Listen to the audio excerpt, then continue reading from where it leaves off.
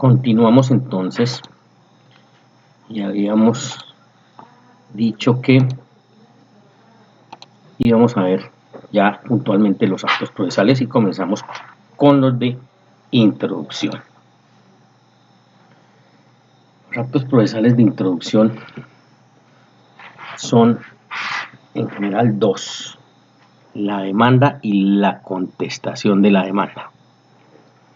Todo lo que tiene que ver con la demanda, y aquí entonces lo enganchamos, lo asociamos con el derecho de acción, que es lo que tiene que ver con todo este episodio, todo lo que vieron en la parte de procesal, de teoría general del proceso en cuanto a la acción, el derecho de acción. ¿Quién lo ejerce? En principio en Colombia, el demandante. Después, correlativamente, iremos mirando entonces el derecho a contradicción, el ejercicio de la contradicción que lo ejerce en principio el demandado. Pero en la actuación procesal se establecerán actuaciones en que el accionante no necesariamente sea el demandante. Pero para efectos de estas primeras de cambio vamos a colocarnos del lado del demandante. ¿Quién es? Que acciona. ¿Quién acciona? ¿Qué es un derecho y qué es lo que acciona? El aparato judicial. ¿Para qué lo acciona? Para obtener de él resultados a través de esa rama del poder público que es la rama judicial. Entonces exige unos requisitos para presentar una demanda civil, artículo 82 y siguientes del Código General del Proceso, pero nos ubicamos en el artículo 82. Aquí van a ver ustedes cómo se hace una demanda, cómo se estructura una demanda. De ahí que hay unos requisitos que hay que cumplir. O sea, está garantizado el libre acceso como principio, el libre acceso a la administración de justicia, sí, pero eso no es de cualquier manera ni en cualquier tiempo.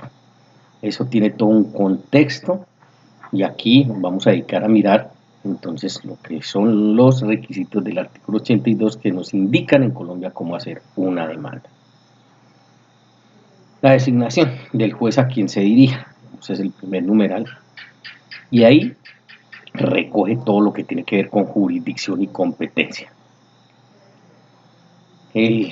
O la institución procesal de la jurisdicción, también aquí retrotraen todo lo que conocen ustedes de esa institución procesal. Jurisdictio, juris, derecho, dictio, decir, ¿quién puede decir el derecho? Por lo tanto, todo lo que determina en Colombia ese esquema del heterocomponedor, que ya nosotros lo tenemos que saber. Ya acabamos de ver en un capítulo anterior la competencia en la que nos interesa por el microcomponente que estamos viendo, civil, competencia civil. De ahí que ya lo saben ustedes primero que tienen que barrer o identificar, ubicarse en la jurisdicción. Y una vez tengan claro la jurisdicción, entonces ¿a dónde van? A todo el régimen de competencia, ya saben cómo hacerlo, ya saben cómo barrer los factores y aterrizan, terminan en su juez natural. Necesitamos juez natural para poder llevar adelante la actuación. Entonces, por eso ese primer requisito es la designación del juez a quien se dirija. Eso aparentemente es una frase muy sencilla, pero miren que es bien relevante en materia judicial porque hay que saber nada más ni nada menos todo lo de jurisdicción y todo lo de competencia, que no es cualquier cosa. Entonces no es tan sencillo como aparece ahí la simple designación. Bueno, y ustedes como abogados están obligados a precisar tanto la jurisdicción como la competencia. Ya en el campo general pasó de ser una excepción previa definitiva a una excepción previa temporal. ¿Por qué? Excepción, régimen de excepciones maneja el demandado. Entonces miren que el demandado puede pronunciarse sobre la jurisdicción y competencia si así lo tiene a bien. Entonces podría indicarle al juez que esa no es su jurisdicción. Y ahí es donde me refiero que pasó de ser una excepción previa definitiva a una excepción previa temporal, porque el juez si cae en cuenta que así debe ser y que está efectivamente equivocada la jurisdicción o la competencia, la tendrá que enviar, si es el primer módulo, a la jurisdicción donde corresponda, o en el segundo al juez que él crea que es el competente. Segundo, las partes, yo llamo ahí el encabezamiento, eso no lo dice la ley, pero como estamos viendo los requisitos, estamos viendo cómo armar una demanda, entonces será obligatorio la cédula de ciudadanía, si estamos hablando de personas naturales, o el NID, si estamos hablando de personas jurídicas. Por eso yo llamo el encabezamiento, pero reitero, eso no aparece en la ley ni nada, sino es para darle el orden a ese documento que usted va armando. Y a propósito, usted va armando ese documento y usted ya tiene que tener en cuenta que es importantísimo para nosotros los abogados ya tener unos documentos bases, unos documentos definitivos, unos documentos elaborados, porque van a ser el quehacer nuestro de todos los días. Ejemplo, usted ya tiene que tener un formato previo, preelaborado de un poder especial. Y dependiendo del proceso que vayan a llevar adelante, pues ahí lo ubicarán según el tipo de proceso. Pero lo que es la estructura de un poder, ustedes ya lo tienen que tener. Aquí surge otra con la cual se casan de por vida, que es cómo configurar una demanda. Entonces yo monto mi documento donde quiera, en una USB, en la nube, en mi correo, en lo que sea, porque esa documentación y ese documento me sirve de base para toda demanda. Aquí, pues en lo que estamos, una demanda civil, una demanda agraria, una demanda de familia, una demanda comercial, una demanda laboral, una demanda en lo contencioso administrativo, y es un mundo amplísimo.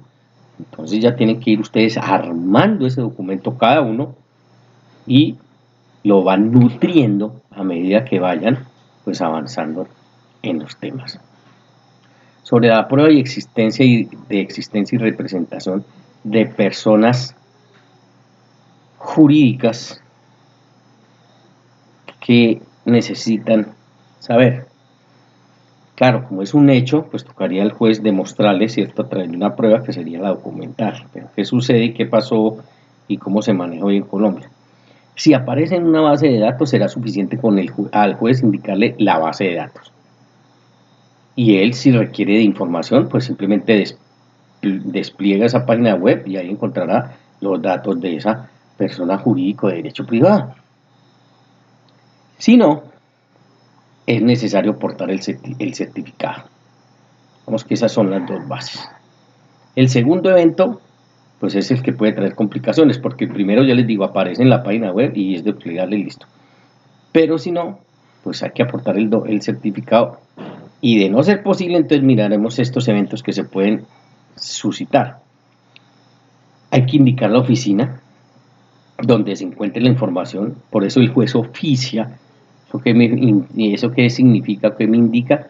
Que el juez entonces da una orden, y por eso lo hace a través de un oficio, y buscará y obtendrá esa información.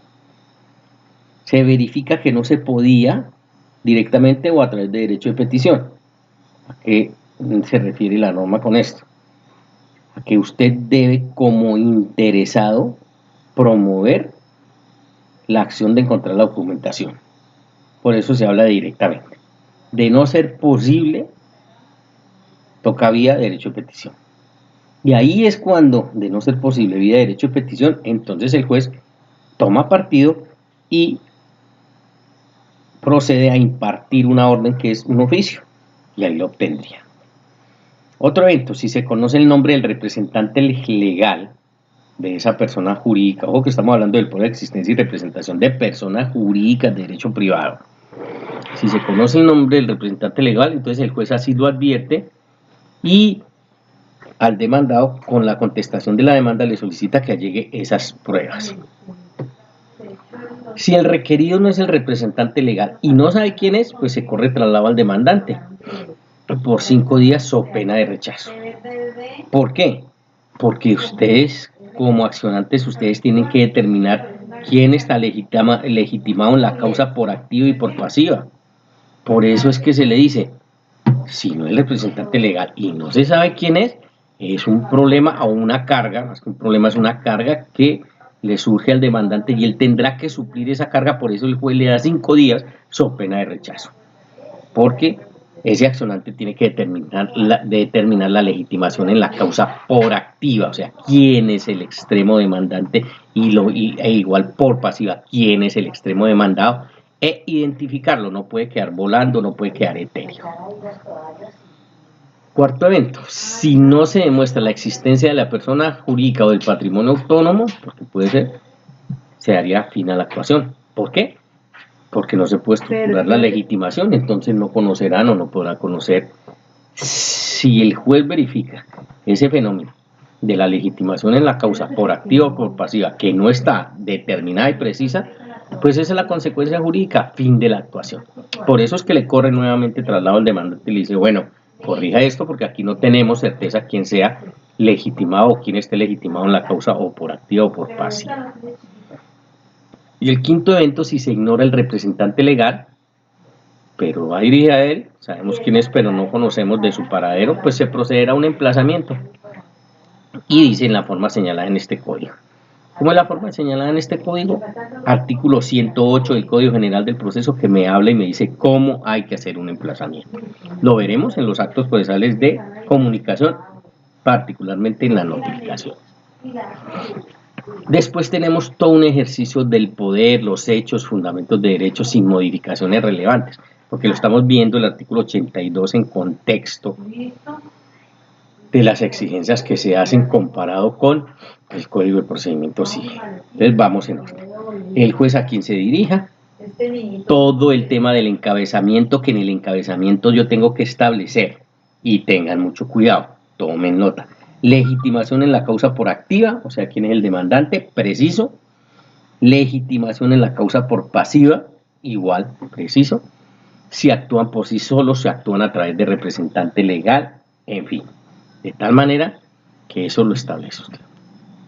Después nos habla el numeral cuarto de los hechos, y sobre los hechos, pues nos dice los hechos tienen que ser determinados y clasificados y numerados, digamos esas 3 características. Entonces, con base en los hechos, usted recibe los hechos, usted los lleva a la demanda, pero los lleva siempre con una orientación jurídica, porque tienen que estar debidamente clasificados, numerados y que tengan relevancia jurídica, porque pueden haber muchos hechos en torno al conflicto, pero que no tienen relevancia jurídica, pues eso usted no los lleva a la demanda, carecen de esa importancia jurídica, por lo tanto, pues no los lleva. Después de los hechos, para que sigamos en orden, serían las pretensiones o el ejercicio de las pretensiones. Aquí vamos a mirar la clasificación objetiva de las pretensiones para que vean cuáles existen y cuáles se pueden proponer en un proceso. En ese acápite vamos viendo como subcapítulos de la demanda. Entonces bajamos en ese orden. Primero, al juez a quien se dirija. Segundo, todo lo que tiene que ver con el encabezamiento. Tercero, todo lo que tiene que ver con los hechos. Cuarto, lo que tiene que ver con pretensiones. Y después seguiremos, ahí están dispuestos los fundamentos de derecho, ya más adelante lo hablamos, pero para que vayan llevando ustedes el orden. En cuanto a las pretensiones, es importante mirar la clasificación objetiva en la acumulación de pretensiones, porque en Colombia, y desde ya entonces lo saben y lo manejan, existe la posibilidad de la figura de la acumulación de pretensiones.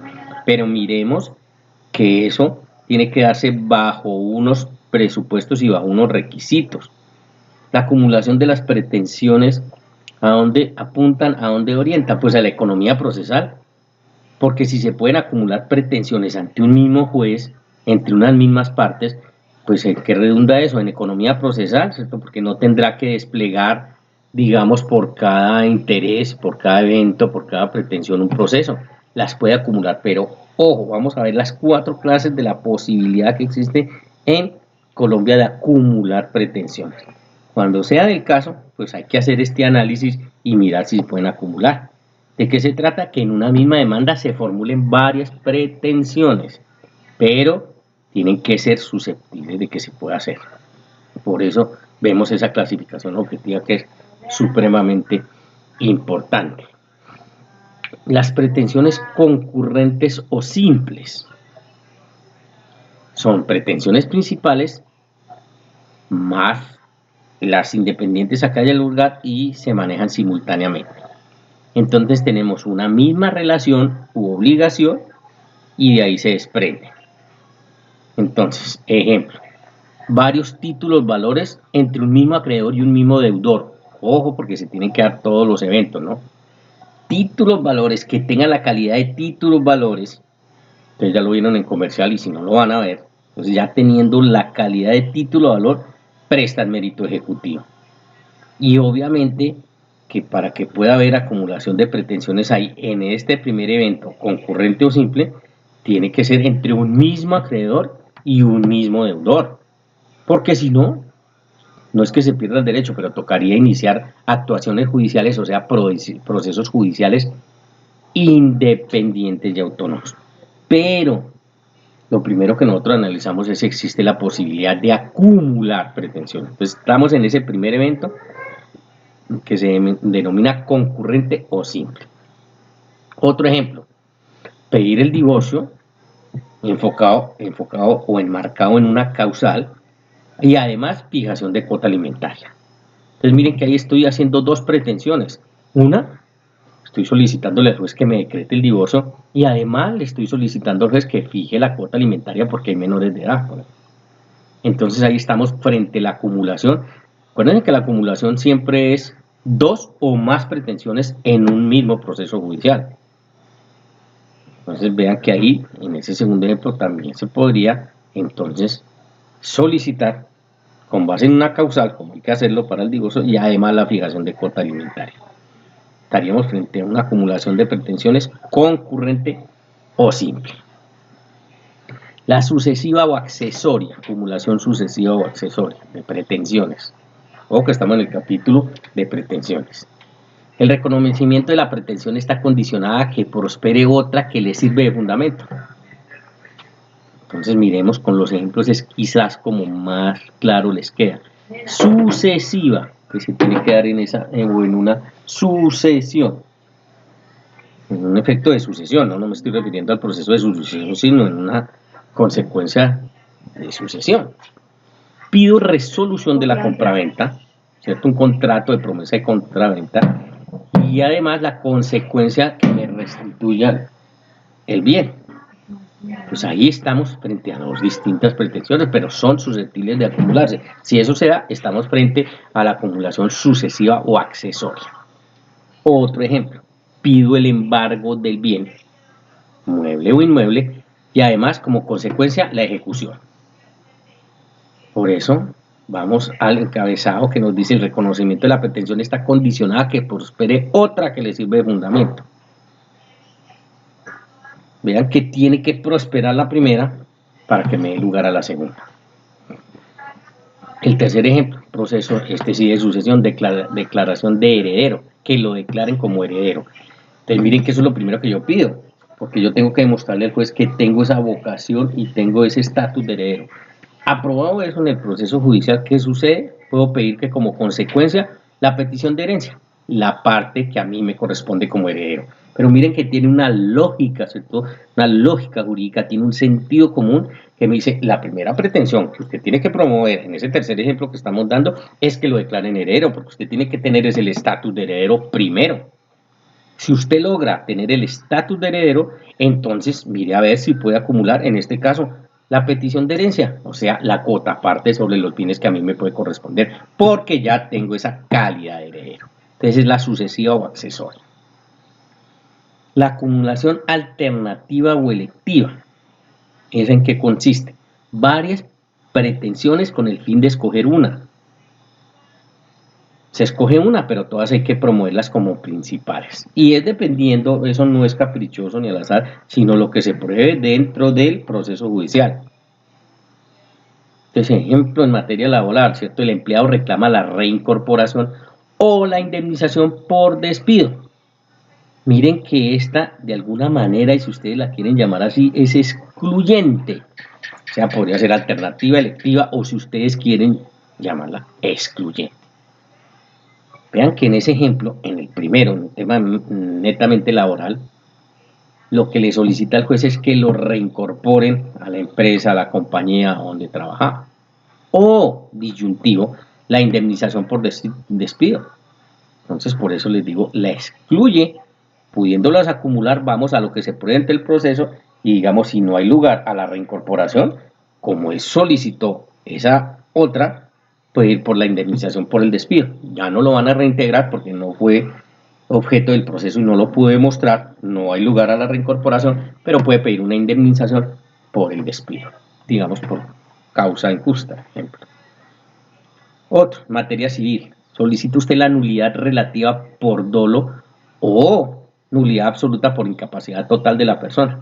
Entonces usted se enfoca a probar la nulidad relativa porque existió dolo. Pero si eso no lo logra probar dentro de la actuación procesal, pues como hay una acumulación alternativa, electiva o excluyente, va por la nulidad absoluta por incapacidad total de la persona. Y si eso es lo que prueba, pues esa es la que le van a conceder. Y la cuarta es una eventual subordinada o secundaria, en la cual se propone una pretensión principal y otra pretensión secundaria. Y estamos frente a acumulación. Si se desestima la principal, se acoge la secundaria. Pero miren que esta lleva un hilo conductor, porque alguien podría preguntar, pero ¿cuál es la diferencia entre la tercera y la cuarta? Entre la tercera, que es alternativa electiva, hay una exclusión. Aquí no, en la cuarta es consecuencia de. Por eso usted pide como principal una y otra como secundaria, de tal manera que si no le estiman la primera, que es la principal, vamos por la secundaria. Entonces ahí hace la diferencia. Entonces, ejemplo, se pide que se termine el contrato, pero si no es posible, entonces que se ajuste alguna de sus cláusulas. Otro ejemplo, se pide la entrega del vehículo, pero si no es posible, por eso siempre ahí cae la frase de si no es posible, entonces vamos por la devolución del dinero.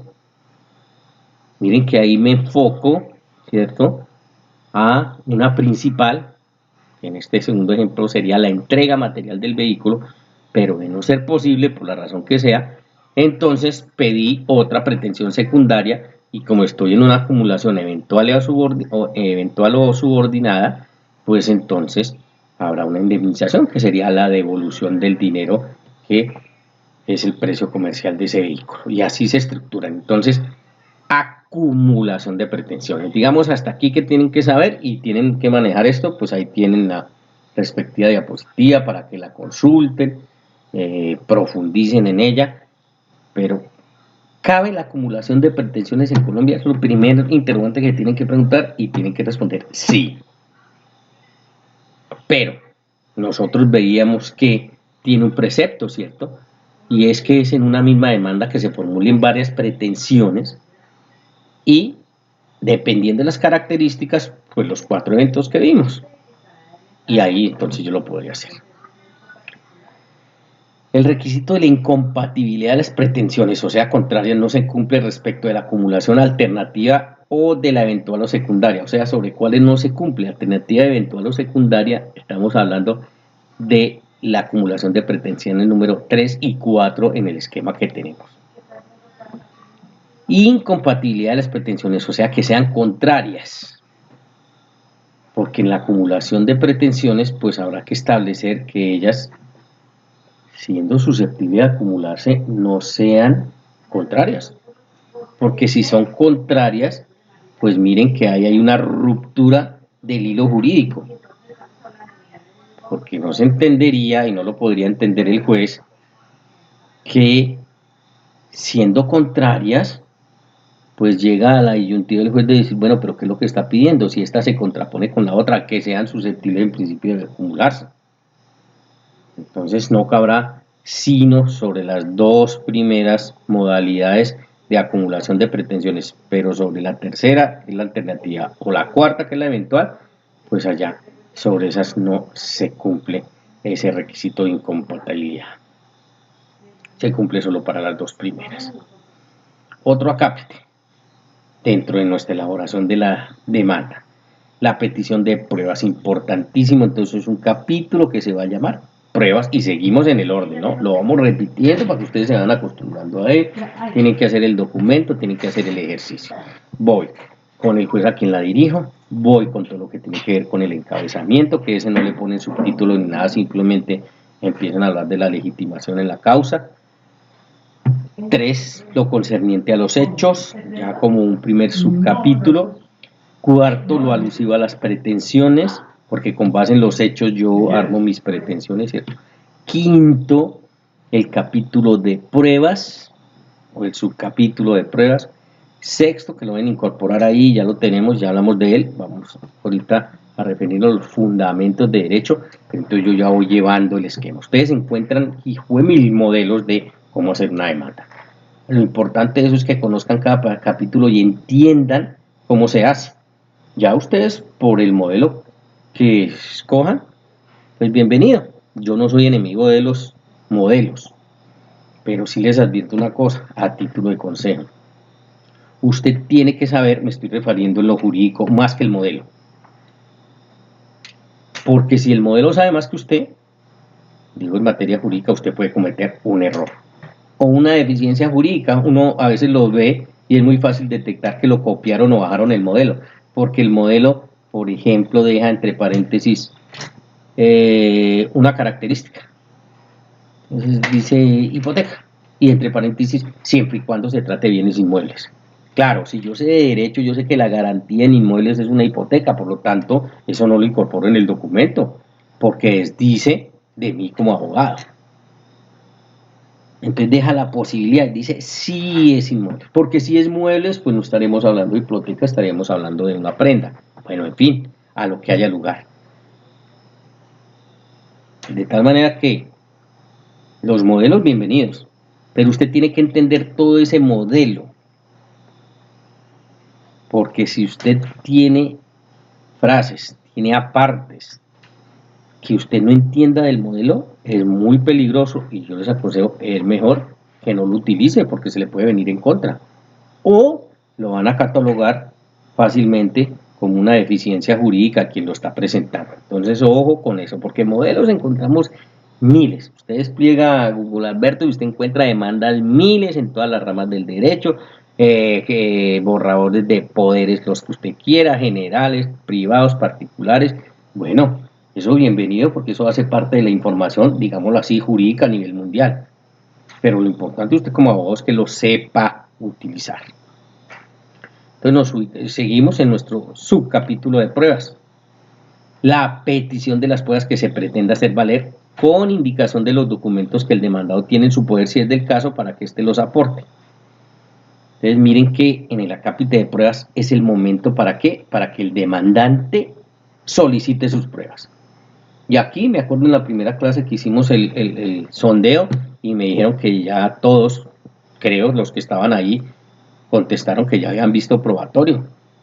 Entonces, si ustedes ya vieron probatorio, claro, aquí lo tiene que ver en asocio con la elaboración de una demanda, porque ustedes saben que el demandante puede solicitar pruebas única y exclusivamente con este acto procesal de introducción. ¿Cuál? El que estamos viendo, la demanda. Por eso yo allí la solicito. Los medios de prueba que haya lugar, ya de eso no me voy a referir porque es tema de probatorio, pero saben ustedes que yo solicito una prueba, pero yo tengo que cumplir con los requisitos extrínsecos e intrínsecos para que el juez me la admita, porque si no, me la van a admitir, no me la va a decretar. Entonces, ahí me quedaría yo sin los medios de prueba para esos hechos, que es lo que precisamente quiero, que es probarlo. Ustedes ya saben que lo que tienen que probar es, o son, los hechos. La otra parte que dice que con indicación de los documentos que el demandado tiene en su poder es porque hace alusión al principio de la carga dinámica de la prueba y al principio de la facilidad de la prueba, que también es eminentemente tema probatorio. El Código General del Proceso despliega este principio, maneja el principio de la carga dinámica o de la facilidad, si ustedes quieren que ese nombre puede ser más apropiado y sencillito.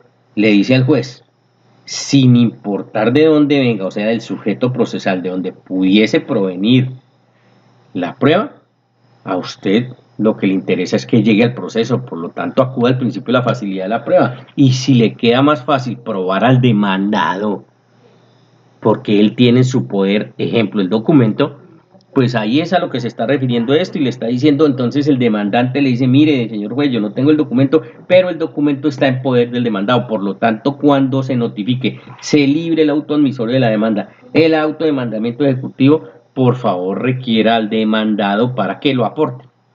¿Y qué estamos aplicando ahí? El principio de la facilidad de la prueba o de la carga dinámica de la prueba. Entonces aquí todo su conocimiento en probatorio, pues obviamente que queda inmerso en este capítulo o subcapítulo que se llama pruebas. Aquí tenemos que incorporar y hablar del juramento estimatorio también. Artículo 206. Ya saben, de todo esto tienen que ir tomando nota, tienen que ir armando su documento, tienen que atreverse. Ustedes ya, digamos, a las alturas que están, ya pueden atreverse a jugar a la o inventar una demanda, porque digamos que ya van adquiriendo los conocimientos para hacerlo. Y ustedes ya saben a estas alturas del partido que hay actuaciones en Colombia que no exige que sea a través de un abogado. Entonces, si no exige que sea a través de un abogado, ahí ustedes entran a elaborar una demanda, por ejemplo, de mínima cuantía. Y ese sería un excelente ejercicio, ¿no? Porque yo ya tengo todo el conocimiento, barro todo el artículo 82 y me atrevo a acudir al aparato jurisdiccional y ahí voy aprendiendo. Porque si le hice bien y me libran un auto admisorio de la demanda, me libran un auto de mandamiento ejecutivo, bueno, quiere decir que mis conocimientos en derecho los estoy aplicando de una manera exitosa. Tanto así que el juez los consideró que estaban bien presentados en el contexto de la Constitución, de la ley sustancial y del artículo 82 del Código General del Proceso y profiere o se atreve a librar un mandamiento o a librar un auto admisorio en ese sentido. De tal manera que ahí lo encuentra y lo establece. Entonces, el juramento estimatorio, pero cuando sea necesario. Ojo con la premisa. El juramento estimatorio no va en todas las demandas. ¿Va cuándo? Solo en 4 casos. Por eso hago énfasis cuando sea necesario. 1. El reconocimiento de una indemnización. Entonces, si usted va en busca de una indemnización, tiene que hacerlo dentro del contexto, ya lo miramos, del juramento estimatorio, artículo 206. Si usted va por una compensación, cabe la figura de la compensación en materia sustancial, pues puede pedir la compensación, lo tiene que hacer bajo el manto, bajo la égida del 206. Si usted va para el pago de unos frutos que usted cree tener derecho a ellos, también tiene que hacerlo en este contexto.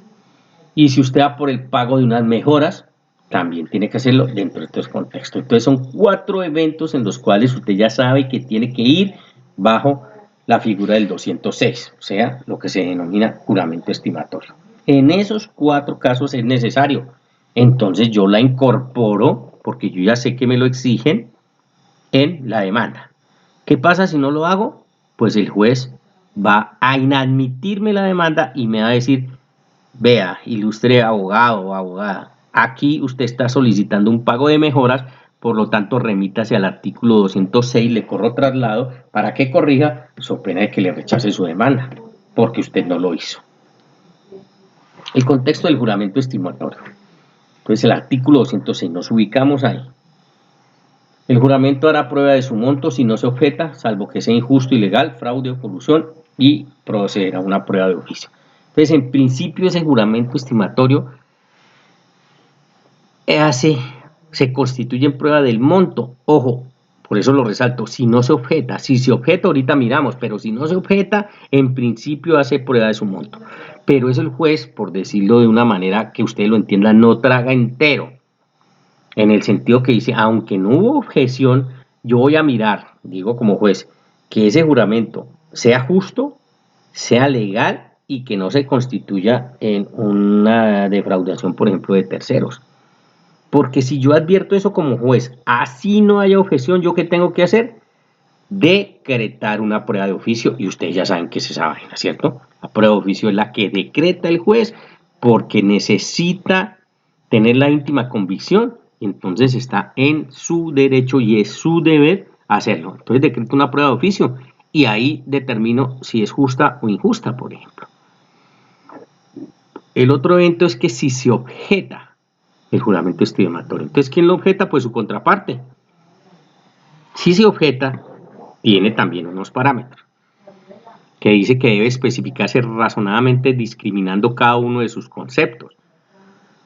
Mire entonces que le está dando la oportunidad del ejercicio del derecho a la defensa, pero le está diciendo que debe hacerlo de manera razonada y discriminada. No es simplemente decir, no, eso sí, me están reclamando unas mejoras, pero señor juez, eso a mí me parece muy exagerado, muy alto. Ahí no está diciendo nada. Por eso le dice, ojo, razonadamente y discrimine. Así le toca ayudarse inclusive de un perito. Si usted no tiene los suficientes conocimientos, pues ¿qué tendrá que hacer? Acudir a una prueba pericial. Ya en el campo procesal, formulada esa objeción, le corren un traslado de 5 días a la contraparte para que aporte pruebas o, si es del caso, pida pruebas alusivas a lo que estamos hablando. Ya saben, la indemnización, la compensación, los frutos o las mejoras. Y después viene un régimen sancionatorio, que para mí está bien concebido y establece una seriedad jurídica y le dice, si excede el 50% de lo probado o condena a pagar a la otra el 10% de la diferencia, a la otra parte. Aquí un simple ejemplo.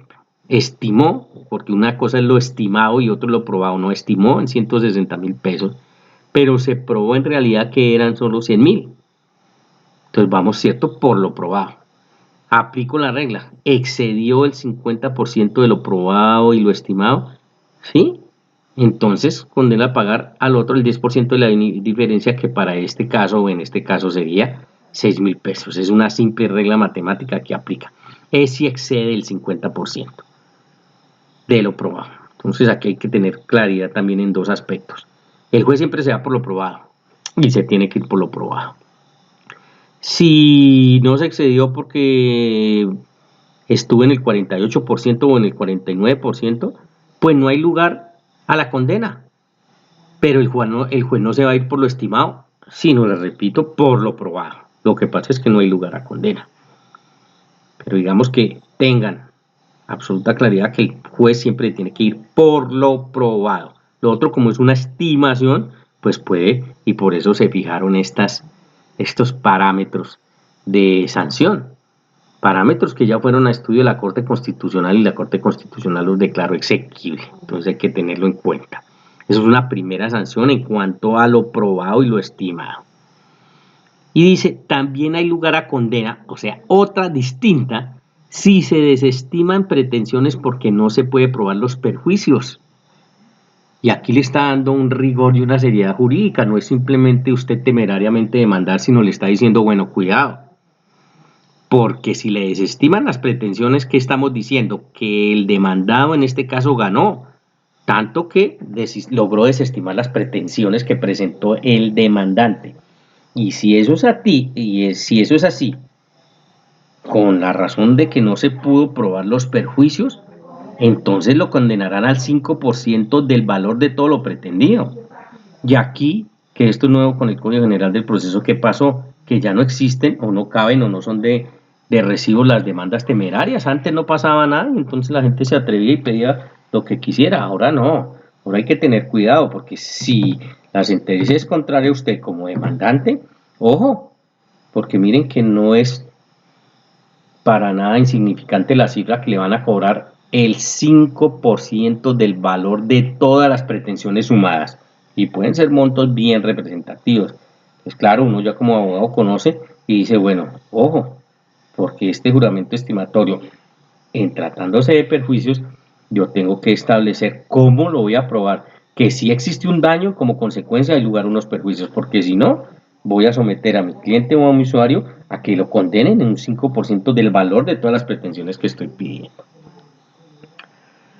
Por ley 1743 de 2014, entonces ahora esa sanción que decíamos que se originan aquí van para la rama judicial y se llaman, o entre un rubro de alternativas de financiamiento, ¿no? Las sanciones del juramento estimatorio van hoy al Consejo Superior de la Judicatura, a la Dirección Ejecutiva de Administración Judicial, por virtud de esta ley, porque en principio y originalmente el código decía que iban a la contraparte. Eso ya por esta ley pues no es así. Por esta ley, ¿a dónde va? Al Consejo Superior de la Judicatura. ¿Y a qué? Al financiamiento de la rama judicial. Esa es la razón de ese y ese es el objetivo. Lo que se cumpla o no se cumpla, pues ese es otro decir, pasa como en materia de impuestos, pero está creado con ese fin. Y lo otro es esas 4 sentencias que ustedes tienen ahí, con las cuales pueden corroborar que la Corte Constitucional, mediante cada una de ellas, declaró la exequibilidad del artículo 206, sobre todo en el régimen de sanciones. Se atacó diciendo que estas sanciones eran exageradas, que en fin, que no, que violaban el principio de igualdad y de equidad, y ahí tienen ustedes toda esa gama de jurisprudencias de la Corte Constitucional donde declaran la exequibilidad del artículo 206. Entonces, en lo que nosotros estamos hablando, seguimos y decimos, eso está dentro, ¿cierto?, de el régimen de la demanda, acto procesal de introducción, y entonces bajo el capítulo de juramento estimatorio cuando sea necesario. Si no hay necesario, pues yo no incluyo ese capítulo o ese subcapítulo. Para terminar este 206, el juez no puede reconocer suma superior a la estimada, claro, salvo que se causen con posterior a la demanda, porque ahí no se habían podido calcular, o que exista la objeción y prospere, porque ahí procederá. Y no procede la estimación, o sea, no hay lugar al artículo 206 en estos 3 eventos. O sea, ya saben que hay 4 eventos en los cuales va. Y es importante que lo sepan, que sin importar el sujeto procesal, sino que la reclamación sea una de esas 4, tiene que hacerlo en el contexto del 206. Hay 3 eventos en los cuales no va, no hay juramento, no se exige la presentación bajo el juramento estimatorio, que es cuando se trate de cuantificar daños extrapatrimoniales, o sea, no son cuantificables, los más comunes en Colombia, los daños morales. Pero aquí no se deben confundir ni dejar confundir que para presentar la demanda, para efectos de fijar competencia, yo sí debo hacer una estimación o una aproximación, más que estimación, una aproximación de la cuantía, porque ya saben que si pertenece al rango de mayor cuantía irá un juez civil del circuito, pero si pertenece al rango de la menor o de la mínima irá un juez civil municipal. Entonces, para efectos de determinar competencia, sí, daños morales, por eso les digo extrapatrimoniales, porque eso no se pueden cuantificar hasta ahí.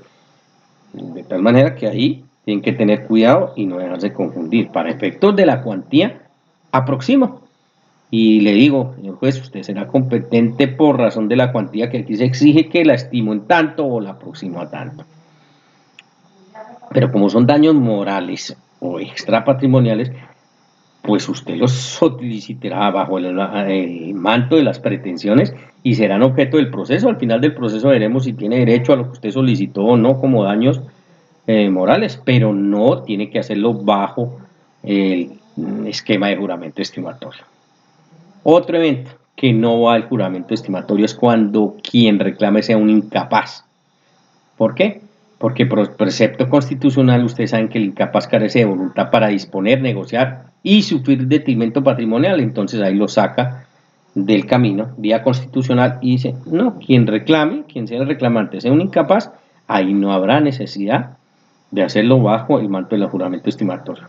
No que no lo pueda reclamar, claro que puede reclamar, pero no tendrá que hacerlo bajo esa modalidad del 206. Y en un proceso en particular, no procede en el proceso de rendición provocada de cuentas. Entonces, en derecho procesal civil especial, hay 2 procesos que son la rendición provocada de cuentas y la rendición espontánea de cuentas. Está establecido porque es la razón del proceso que en el proceso de rendición provocada u obligada de cuentas, pues ahí no hay lugar de acudir a esa figura del 206 del juramento estimatorio.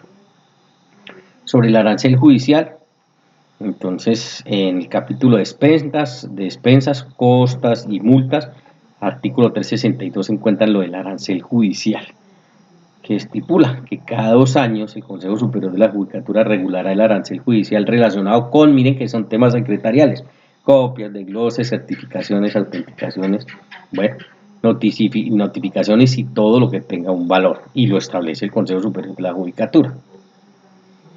Después viene un inciso ahí que se tendrá como causal de mala conducta, obvio sí, por esos servicios no remunerables en cuantía mayor los autorizan el arancel o el empleado cobra o recibe por eso. Claro, eso es corrupción y obviamente que es una mala conducta. Entonces ese primer evento en el 362 me habla de un tema eminentemente secretarial.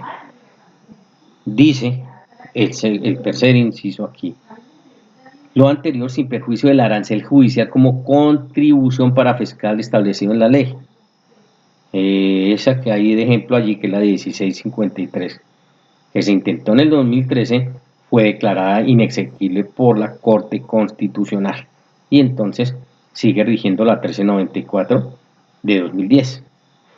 Pero de manera equivocada, entonces cuando salió esta declaratoria de inexequibilidad, en el rigor periodístico se dijo, el arancel judicial en Colombia se cayó. No es cierto. Y ahí es donde tenemos que tener cuidado nosotros los abogados y con el léxico jurídico. Lo que se cayó fue la ley especial que se trataba de promover como arancel judicial, como contribución para fiscal. Eso fue lo que se declaró inexequible, pero todo el tema secretarial sigue existiendo. ¿Y cómo se denomina? Arancel judicial. Entonces, en cuanto a las medidas cautelares, bueno, se las nombro porque como estamos en el diseño de una demanda, pues usted tendrá que saber si solicita o no medidas cautelares. Para todos los procesos, excepto los ejecutivos, usted tendrá que incorporar esa solicitud, si a bien lo tiene, por todos los procesos declarativos, dentro o como un subcapítulo de la demanda. Lo titula así, o como quiera, medidas cautelares, y viene la solicitud, y hace la descripción por sus características completas. En los procesos ejecutivos exige, porque se maneja en cuadernos separados, exige un escrito aparte. Entonces, ¿yo puedo solicitar medidas cautelares en un proceso ejecutivo? Sí, pero ¿cómo lo tengo que hacer? A través de un escrito aparte, separado, mientras que en los declarativos hacen parte de la demanda. Habla el numeral 7 de la cuantía del proceso, dice cuando su estimación sea necesaria para determinar la competencia o el trámite. Aquí quiero llamar también la atención porque yo considero que aquí hay un error del Código General del Proceso en cuanto que dice que solo a la cuantía. Entonces, ya saben ustedes que la cuantía es apenas un subfactor dentro del objetivo, porque el factor objetivo maneja naturaleza del asunto, primero como lo vimos, y segundo, cuantía. Pero si vamos a lo literal, el código solo exige cuando se hable de cuantía. Yo que les aconsejo, yo nunca titulo en mis demandas cuantía, sino digo competencia. Pero como yo ya sé derecho, entonces yo le digo al juez, mire señor juez, estos factores de competencia fue los que utilicé y por eso yo considero que usted es el competente y ese es el consejo que le doy para que lo hagan así. Sin embargo, pues no será causal de inadmisión, porque si no es referido sino por la cuantía, pues hasta ahí, vale, eso cada cual, por eso digo, cada cual le da su impronta a la demanda que haga. Un capítulo sería el último que se denomina el de notificaciones, que hace alusión al lugar, dirección física y electrónica que tengan o estén obligados a llevar, ojo, porque esto también lo tienen que tener muy en cuenta cuando hablemos de el capítulo de notificaciones, ya lo vamos a ver, donde las partes, sus representantes y el apoderado del demandado la reciban, porque hoy se no puede notificar personalmente, no solo a la parte, sino a su representante legal o a su apoderado. Entonces, eso, pues sujetos procesales, ¿cierto? Teoría general del proceso, de tal manera que puede en cabeza de cualquiera de esos tres. Y estamos hablando de todo el esquema de la notificación personal, que como acto procesal de comunicación que es, pues tendremos que allá extendernos. La demanda de mensaje de datos, hoy obligatoria, porque ya saben, ahí vimos en las reglas generales de procedimiento, no se requiere la firma digital, basta el nombre de identificación, ya saben, personas naturales, cédula de ciudadanía, personas jurídicas NIT. Y con la demanda en físico hoy debe adjuntarse demanda como mensaje de datos para el archivo y el o los traslados de los demandados, porque yo tengo que armar la demanda y yo tengo que saber que mi extremo demandado es simple o es plural. Si es simple, pues será suficiente un solo traslado porque es un solo demandado. Pero si yo tengo 6 demandados en el extremo pasivo, pues yo tengo que adjuntar los documentos alusivos a 6 traslados. Y eso no solo lo tengo que hacer en físico, también lo tengo que hacer mensaje de datos. Envíe mensaje de datos porque hoy se exige. De tal manera que si usted no lo hace, pues será causal de inadmisión. Por eso ustedes ven que las demandas de hoy, ustedes las que van a hacer, consultorio jurídico y de aquí en adelante, pues siempre irán en físico y con el respectivo CD, que es lo que hoy se acostumbra más como mensaje de datos. No es el único, pero es el que se acostumbra. Ya teniendo ese documento, que es el acto procesal por excelencia de introducción, eso es decir, ¿la demanda qué es? La demanda es el acto por excelencia de introducción, porque nos exige la ley que yo puedo acudir al aparato judicial, pero yo tengo que hacerlo a través de una demanda.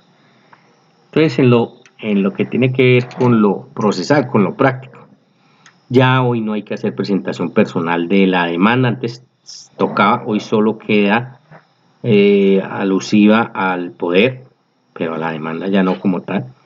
Se entrega físicamente y con lo que decíamos mensaje de datos al secretario del juzgado o a la oficina judicial cuando sea una oficina de reparto en distritos judiciales grandes como Bogotá, Medellín, Barranquilla, Cali, en fin, que va a la oficina de reparto. Pero si es un juzgado único en un municipio, pues la presento directamente allá y el secretario dará fe de esa entrega en físico y ya saben, además, vía mensaje de datos. Pendientes de la implementación del plan de justicia digital, claro, porque el Consejo Superior de la Judicatura podrá disponer, si nos vamos a un ambiente de mucho mayor interacción con lo digital y las TICs, pues ahí nos establecerá cómo. La presentación de la demanda en Colombia trae unos efectos, o produce mejor unos efectos, que son tres básicos. ¿Qué contexto le ha dado esto en la doctrina y la jurisprudencia? Es una presentación de la demanda en legal forma. ¿Cómo se establece que una demanda está presentada en legal forma? Cuando un juez profiere o un auto admisorio de la demanda o un auto de mandamiento ejecutivo, porque de resto, pues no será en legal forma. ¿Cuáles son los tres efectos? La interrupción de la prescripción, la inoperancia de la caducidad y la constitución in moro.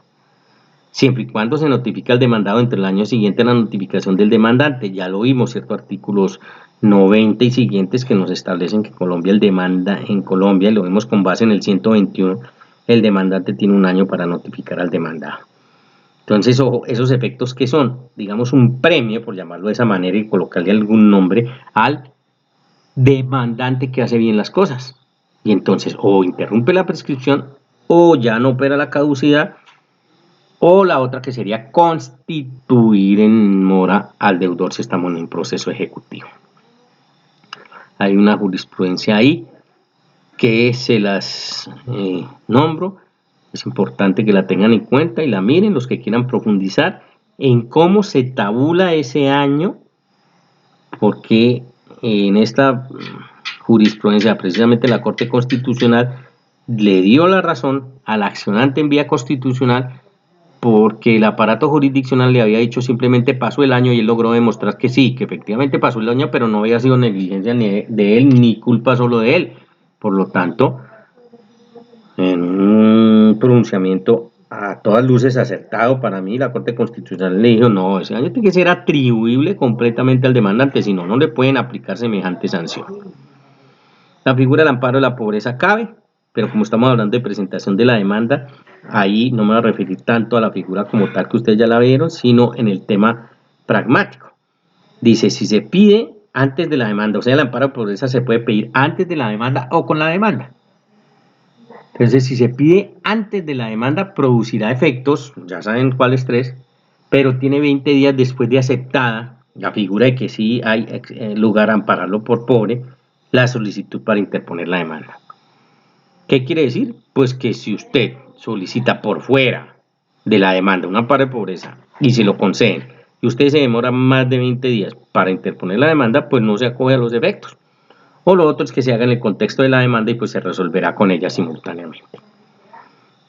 Aquí importante también para que lo lleven y lo tengan en cuenta para procesal civil especial, el término de prescripción también se interrumpe por el requerimiento escrito realizado el deudor directamente por el acreedor y solo podrá hacerse por una vez, nuevo en el Código General del Proceso, y nos está hablando de la interrupción extrajudicial de la prescripción, pero como estamos hablando que eso es uno de los efectos, ojo, porque esta es una nueva modalidad que se puede emplear y entonces habrá lugar a interrumpir extrajudicialmente la prescripción.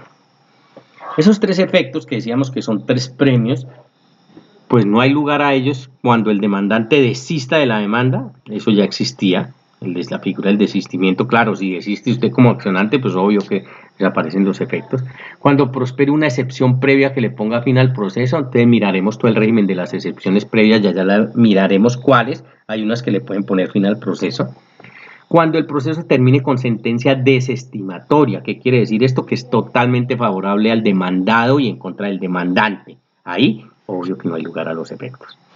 Cuando se reconozca el pacto arbitral y no se promueva entre los 20 días siguientes el tema de pacto arbitral en el proceso arbitral, está diciendo entonces también que si se comprueba que habían, porque las partes así lo decidieron, acudir al tribunal de arbitramiento, un tribunal de arbitramiento, bueno, hay que promoverla entre los 20 días siguientes o si no, no se acoge a los efectos. Cuando la nulidad recaiga sobre el primer auto, ya sea auto admisorio de la demanda o mandamiento ejecutivo, siempre que la causa sea atribuible al demandante 100%. Y ahí, obvio, como es un premio al demandante y esto da lugar a una nulidad, pues es de bulto entender que esos efectos no se le concederían al demandante.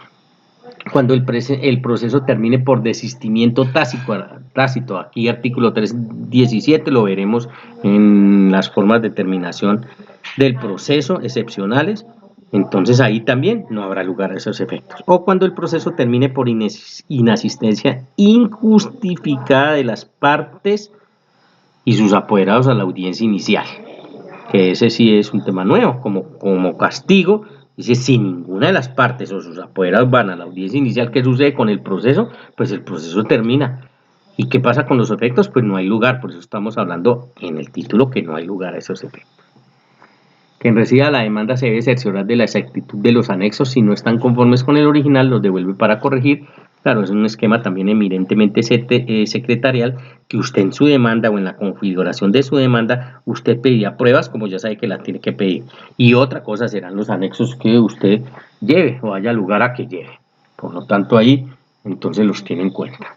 Sobre la admisión de la demanda, entonces, primer escenario, el juez admite la demanda. ¿Y por qué admite la demanda? Porque encuentra que está dentro del rigor del artículo 82 del Código General del Proceso. Entonces él hace ese estudio previo y el estudio previo lo arroja a que profiera un auto que la admite. Auto que se denomina auto admisorio de la demanda para todos los tipos de procesos, excepto para el ejecutivo, que se llama autodemandamiento ejecutivo. Son los primeros.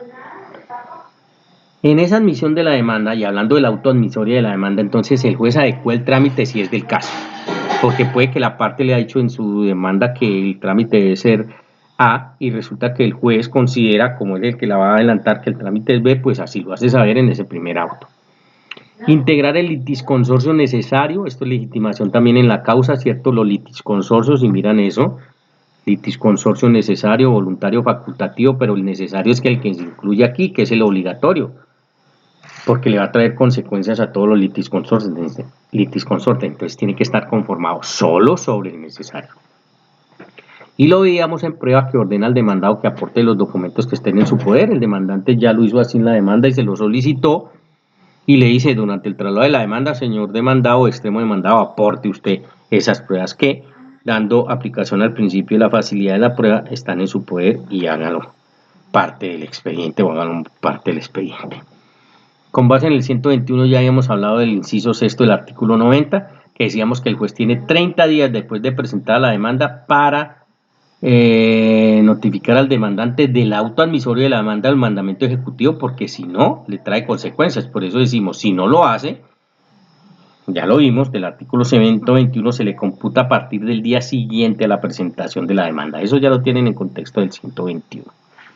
Ese es el primer auto que es posible que dicte, ¿no? El segundo sería la inadmisión de la demanda, artículo 90, inciso tercero, por auto también irrecurrible en el cual inadmite, y lo debe hacer en contexto en general.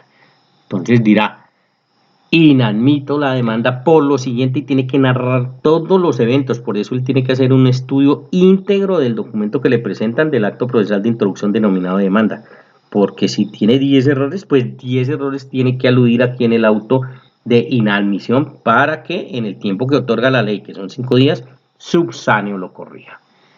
¿Por qué causales? Cuando no reúna los requisitos formales, sí. artículo 82, ¿cierto?, del Código General del Proceso. Entonces, él, como sabe, pues los estudia y dice, ¿está bien estructurada o no la demanda? O le faltó alguno de los numerales que consagra el 82. Cuando no se acompañen los anexos ordenados por la ley. Hay unos anexos que ustedes vieron en la parte sustancial que, por ejemplo, en materia de inmuebles, en Colombia le exige que aporte la escritura pública. Entonces, ese se constituye, si el conflicto es sobre bienes inmuebles, en un anexo obligatorio. Por lo tanto, usted no lo hace, ¿qué hace el juez? Le inadmite, le dice, aporte la respectiva escritura pública. Tercero, cuando las pretensiones acumuladas no reúnan los requisitos legales, ya hablamos, entonces la cápita de pretensiones, posibilidad de acumular pretensiones, pero indebida acumulación de pretensiones que genera una inadmisión, y le dice el juez a usted, están mal acumuladas, dígame que en realidad qué es lo que pretende, qué es lo que quiere. Cuando el demandante sea incapaz y no actúe por conducto de su representante, bueno, el juez lo remitirá al defensor de incapaces, esto lo estructura él internamente y establece, pero es causal de inadmisión. Cuando quien formula la demanda carezca del derecho de postulación para alentar el respectivo proceso. Derecho de postulación, ¿a qué se refiere? Que en esos eventos el legislador ha dicho que se requiere la presencia de un abogado. Bueno, y no lo hace, pues le inadmite y le dice, tiene que aparecer aquí con abogado. Sexto, que ya lo vimos también, cuando no contenga el juramento estimatorio siendo necesario, todo lo que vimos respecto al artículo 206. El séptimo, cuando se exija requisito de procedibilidad y no se acredite. Por eso se habla si agotó o no el requisito de procedibilidad. Se agotó la conciliación prejudicial como requisito de procedibilidad. Artículo 621, en el cual establece que, bueno, hay unos eventos en los cuales se exige, es obligatorio, y el legislador así lo ha definido, que hay que convocar a intentar una conciliación como requisito previo. Y eso se lo tengo que probar al juez, porque si no fue susceptible la conciliación, pues se va a vía judicial. Pero tengo que agotar ese requisito. Si no lo he hecho, pues entonces el juez me va a inadmitir y me va a decir, usted no agotó aquí el requisito de procedibilidad, le inadmito. Y ese requisito de procedibilidad no es exigible en estos 4 eventos. Uno, cuando en la demanda se solicite la práctica de medidas cautelares. Entonces, si hay solicitud de práctica de medidas cautelares, así exige requisito de procedibilidad, pues no puede el juez inadmitir por eso. Cuando el demandante desconozca el paradero del demandado, claro, en ese evento, pues obviamente, ¿cómo va a cumplir con el requisito de procedibilidad? No lo puede convocar a una conciliación si desconoce su paradero. Cuando deba citarse el proceso a indeterminados, procesos como el de pertenencia o de sucesión, que es obligatorio citar a indeterminados, no solo a determinados, que son los que yo tengo definidos, sino allí es obligatorio indeterminados. Y entonces ahí dice, si está de por medio el tema indeterminados, obvio que no hay que agotar requisito de procedibilidad. Y para procesos solo declarativos no se exigen los de restitución, divisorio ni en el de expropiación. En esos 3, siendo declarativos, restitución de inmueble arrendado, divisorios en general y expropiación, no se exige ese requisito de procedibilidad. Y la última causal, no acreditar el pago del arancel judicial cuando se exija. Entonces el juez profiere un auto inadmisorio señalando con precisión todos los defectos, mirando estos 8 numerales anteriores, para que el demandante los subsane en el término de 5 días o pena de rechazo, que es el rechazo posterior. Entonces cualquiera de estos 8 que se configuren, o varios de estos 8 que hemos hablado, pues el juez, ¿qué tiene que hacer? No puede proferir un auto admisorio de la demanda porque él está viendo que no cumple con los requisitos, entonces profiere un auto inadmisorio con todas las falencias, diciéndole que subsane en el término de 5 días so pena de rechazo. Y para procesos ejecutivos, entonces técnicamente se habla de admisión, inadmisión o rechazo, que son los generales, o la negación del mandamiento ejecutivo, que es exclusiva para procesos ejecutivos. Los 4 eventos que un juez puede hacer respecto al acto procesal de introducción, que es la demanda. De tal manera que, con base en esto, creo que esta sesión de hoy hasta ahí la concluimos y procederemos después entonces con lo que nos resta.